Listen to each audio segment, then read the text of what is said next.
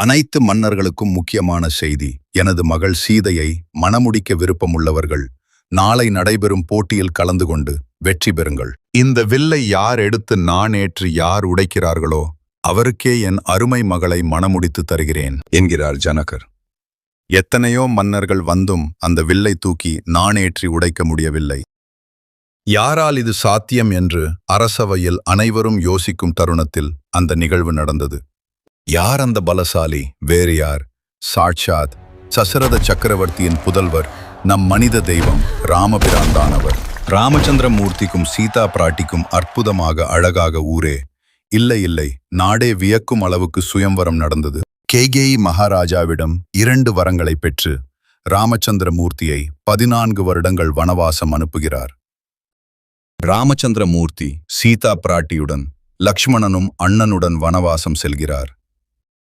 சீதா பிராட்டியின் மீது ஈர்ப்பு கொண்ட ராவணன் சீதையை கவர்ந்து செல்ல மான் வேடத்தில் அங்கே வருகிறான்.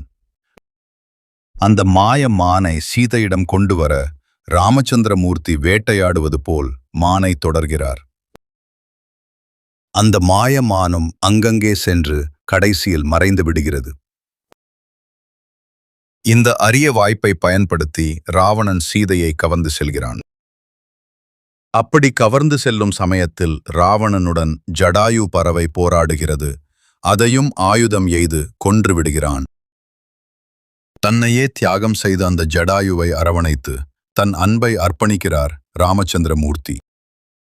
அப்படிப்பட்ட சூழ்நிலையில் ஹனுமானின் நட்பு ராமச்சந்திர மூர்த்திக்கு கிடைக்கிறது. தன்னுடைய உண்மையான பக்தன் என்பது அவருக்கு அப்போது தெரிந்திருக்க வாய்ப்பில்லை. ஏனென்றால் அவர் தெய்வ பிறவியாக இருந்தாலும் மானிட பிறவியே அதற்கு காரணம். சுக்ரீவனுக்கு உதவி செய்ததால் அவருடைய உறவுகள் மூலமாக இலங்கையில் இருக்கும் சீதா பிராட்டியை மீட்டெடுக்க கடலை கடக்க உதவிகள் கிடைக்கப் பெற்றார் ராமபிரான். அங்கே சீதா பிராட்டி எந்த நிலையில் உள்ளார் என்ற கவலையில் ராமச்சந்திர மூர்த்தி இருப்பதை கண்ட ஹனுமான் சீதா பிராட்டியை காண இலங்கை செல்கிறார். அங்கே ஒரு வனத்தில் சீதா பிராட்டி கஷ்டப்படுவதையும் கவலையில் இருப்பதையும், அதே நேரத்தில் ராமச்சந்திர மூர்த்தி தன்னை மீட்டெடுக்க வருவார் என்ற நம்பிக்கையும் சீதா பிராட்டியின் கண்களில் ஹனுமானுக்கு தெரிந்தது. தான் இங்கேதான் இருக்கிறேன் என்ற தகவலை தன் அணிகலன் மூலமாக, ஹனுமான் மூலமாக தூது அனுப்புகிறார். தன்னை தன் கணவன் தான் கூப்பிட்டு செல்ல வேண்டும் என்று உறுதியான மனதுடன் இருக்கிறார் சீதா பிராட்டி. ராவண அரசவைக்கே சென்ற ஹனுமான் தன் ராமநாம மகிமையாலும் தன் உண்மையான விசுவாசத்தை உணர்த்தும் வகையிலும் இலங்கையை தீயிலிட்டு அங்கிருந்து ராமச்சந்திர மூர்த்தியிடம் கண்டேன் சீதையை என்று தெரிவிக்கிறார். குரங்கினத்திற்கு இவ்வளவு ஆணவமா?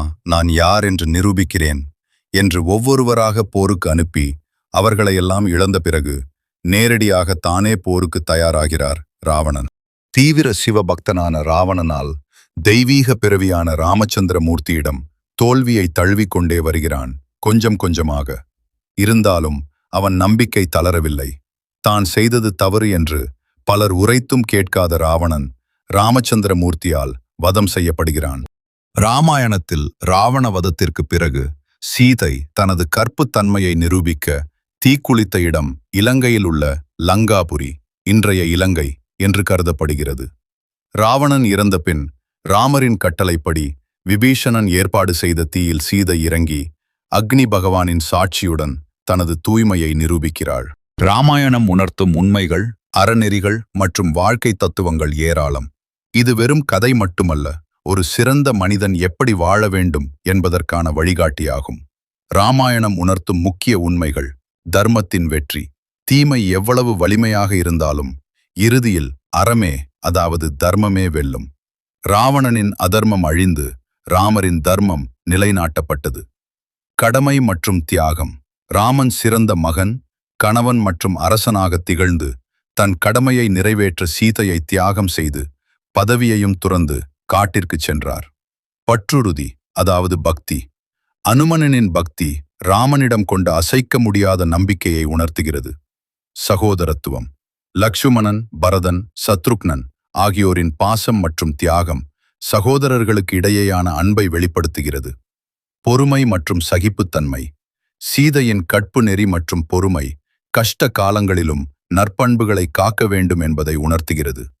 உண்மை, சத்தியம், பரம் தர்மம், அதாவது உண்மையே உயர்ந்த அறம். ராமன் எப்போதும் உண்மையை மட்டுமே பேசினார், வாக்குறுதியை காப்பாற்றினார். அறிவு மற்றும் ஞானம். ராவணன் பண்டிதனாக இருந்தாலும் ஆணவம் மற்றும் காமத்தால் அழிந்தான். அறிவு மட்டும் போதாது, ஒழுக்கமும் முக்கியம் என்பதை இது உணர்த்துகிறது. சுருக்கமாகச் சொன்னால், தர்மத்தை நிலைநிறுத்துவதே வாழ்க்கையின் முக்கிய நோக்கம் என்பதை ராமாயணம் வலியுறுத்துகிறது.